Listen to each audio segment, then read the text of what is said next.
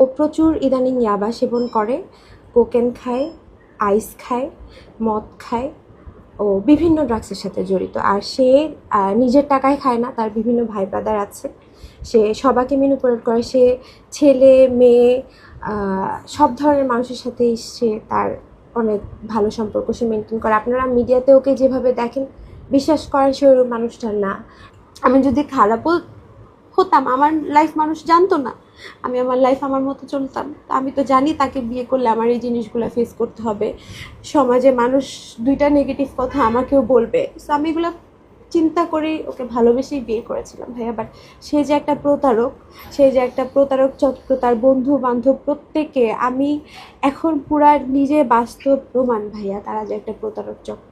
করার সিদ্ধান্তটা সহজ ছিল না ভাইয়া। সে যখন আমাকে সৌদিতে গিয়ে বলল যে আল্লাহ তো মাফ করে দেয়, তুমি কেন মাফ করতে পারবে না, তার যখন মেয়ে সংক্রান্ত অনেক কিছু আমার চোখের সামনে, সে যেই বাসায় থাকতো, আপনারা খবর নিলে দেখবেন, সে যেই বাসায় থাকে তাকে কোনো বাসায় ভাড়া রাখে না বেশি দিন। তার এসব মাদকদ্রব্য রিলেটিভ ইস্যু, তারপর তার এসব মেয়ে রিলেটিভ ইস্যু, তাকে কোনো বাসায় রাখেনি। এবার আমরা যে বাসায় বিয়ের পর উঠেছি রূপায়ণ লেকটেসে, ওখান থেকেও তাকে বের করে দিয়েছে। আপনারা খবর নিলে জানতে পারবেন যে সে ওখানেও কীসব কার্যকলাপ করেছে। তার ওখানে ড্রাগ ডিলাররা আসতো, সে ওখানে ড্রাগ করতো।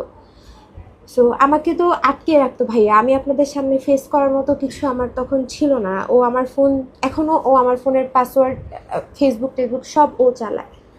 সো আমার কোনো কিছুই আমার আন্ডারে ছিল না ভাইয়া।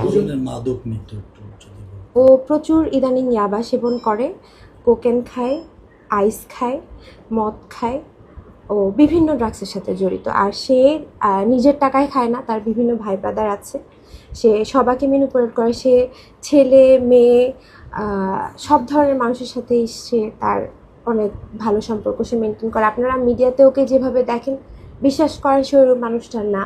বিকজ আমি তার সাথে থেকেছি, তার সাথে যে থাকবে সে তাকে পরিপূর্ণ চিনতে পারবে, তার আসল পরিচয়টা।